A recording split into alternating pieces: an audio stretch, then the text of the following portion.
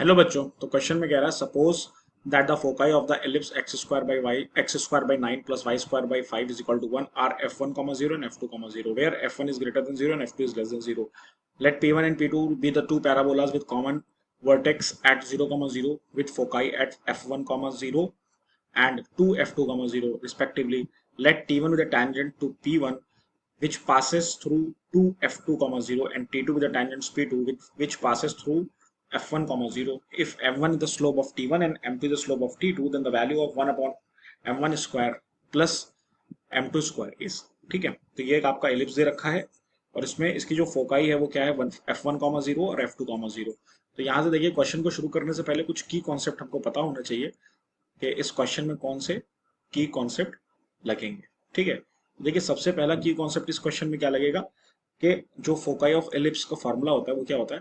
Foci of ellipse, इसका formula क्या होता है बेटा, प्लस माइनस ए ई कॉमा 0 ये होता है.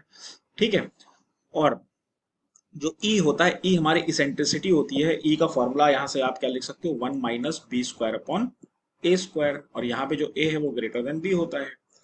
ठीक, उसके बाद जो फोकस ऑफ पैराबोला होता है, फोकस ऑफ पैराबोला, पैराबोला का फोकस क्या होता है बेटा, ए कॉमा 0. ठीक है, और अगर इक्वेशन ऑफ टेंजेंट आप लिखोगे, equation of tangent, equation of tangent to any parabola, to any parabola, किसी भी पैराबोला के लिए इक्वेशन ऑफ टेंजेंट क्या होती है, स्लोप फॉर्म में, इन स्लोप फॉर्म. स्लोप फॉर्म क्या होती है बेटा, यहां से अगर आप देखो y is equal to M x plus C, और जो c होता है वो a अपॉन m होता है, इसीलिए जो इक्वेशन आप क्या लिख सकते हो, y is equal to M x plus a upon m. तो ये 3-4 बेसिक की कॉन्सेप्ट हैं जो हम इस क्वेश्चन में यूज करेंगे. ठीक है, अब देखिए सबसे पहले हम यहाँ से कहाँ से शुरुआत करेंगे, फोकाई ऑफ इलिप्स को फाइंड करने के लिए. नाउ इलिप्स आपके पास क्या दे रखा है, x square by 9 plus y square by 5 is equal to 1. तो यहां से आप क्या कह सकते हो, जो ए स्क्वायर की वैल्यू है वो 9 है और ए की वैल्यू क्या है, यहाँ से 3 है. इसी तरह जो बी स्क्वायर की वैल्यू वो 5 है और बी की वैल्यू यहाँ से क्या है, अंडर रूट 5 है.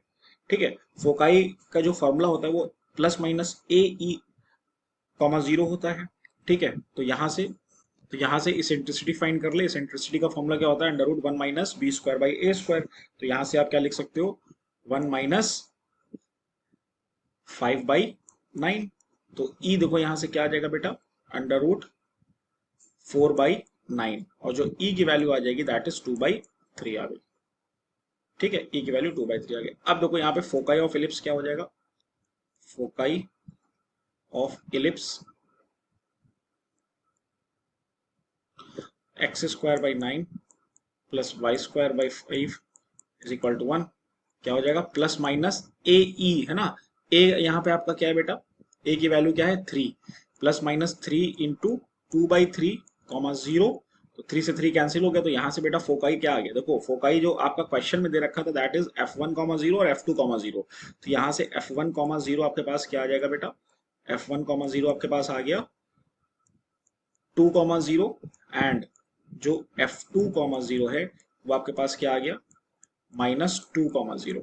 ठीक है, तो f1 2 है और f2 क्या है, माइनस 2 कॉमा 0 है. तो यहाँ पे ये समझ. अब पैराबोला की बात करें, है ना, पैराबोला, तो फोकाई ऑफ पैराबोला क्या दे रखी है क्वेश्चन में, फोकाई ऑफ पैराबोला, है ना, पैराबोला की फोकाई क्या दे रखी है, वो दे रखी है f1 comma 0 and 2 f2 comma 0 ये दे रखी है.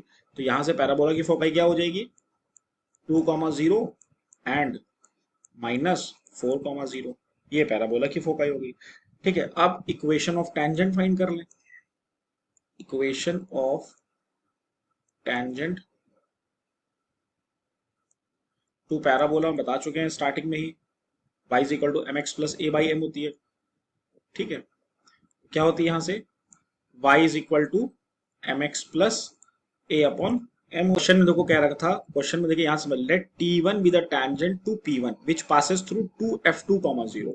ठीक है, तो अब पहले जब हम उसकी टेंजेंट निकालेंगे P1, तो यहाँ से देखो P1 आपके पास, पहले हम यहाँ पे P1 लिख लेते हैं। P1 के कोऑर्डिनेट्स क्या है? P1 is nothing but F1, 0, तो ये हो जाएगा 2, 0 एंड P2 आपके पास क्या आ जाएगा? -4, 0। तो सबसे पहले देखो यहाँ से क्या आ जाएगा कि जो T1 टेंजेंट है वो P1 पासेस थ्रू 2F2, 0 है ना।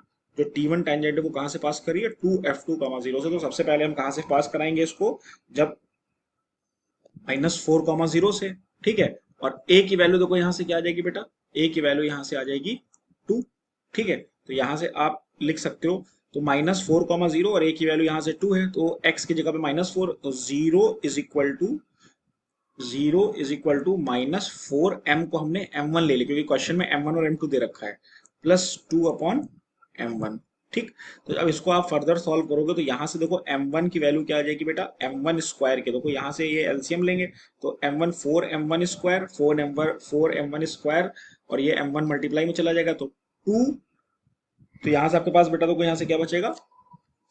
2 डिवाइड में चला जाएगा, तो m1 स्क्वायर की वैल्यू क्या बचेगी यहाँ से बेटा? आपके पास 1/2 बचेगी, ठीक है। लेकिन क्वेश्चन में देखो, क्वेश्चन के हिसाब से 1/m1 स्क्वायर बोला है, तो यहाँ से अगर आप निकालो तो 1/m1 स्क्वायर आपके पास क्या आ जाएगा? 2 आ जाएगा, ठीक है। क्या आ गया बेटा? 1/m1 स्क्वायर की वैल्यू आपके पास 2 आ गई। Similarly equation of tangent to P2, equation of tangent to P2, ठीक है। तो अब P2 है तो ये कहां से पास करेगा? 2, 0 से, लेकिन यहाँ पे जो a की वैल्यू होगी वो क्या हो जाएगी? -4 हो जाएगी, ठीक है। तो यहां से देखो तो हम इक्वेशन लिखेंगे तो y is equal to m2x plus -4/m2, ठीक है। अब यहाँ पे इसको 2, 0 से पास करा दी, तो 0 is equal to 2m2 -4/m2। जब इसको आप फाइनली सिंप्लीफाई करेंगे तो यहाँ से देखिए क्या आ जाएगा? इसको जब आप सिंप्लीफाई करेंगे तो यहाँ से आपके पास जो m2 की वैल्यू आ जाएगी वो भी क्या आ जाएगी? m2 स्क्वायर की वैल्यू वो 2 आ जाएगी, ठीक है। तो यहाँ से हमने पीछे देखिए हमने 1/m1 स्क्वायर क्या निकाला था? 1/2, और यहाँ पे m2 स्क्वायर। तो हमें क्वेश्चन में देखिए फाइंड क्या करना था? 1/m1 square plus m2 square, ये फाइंड करना था। तो यहाँ से देखिए हम क्या लिख सकते हैं? 1/m1 square plus m2 square, ये किसके इक्वल होगा? 2 + 2 के। इसका आंसर क्या आ जाएगा? 4। इट मीन्स 4 जो है वो आपका करेक्ट आंसर है।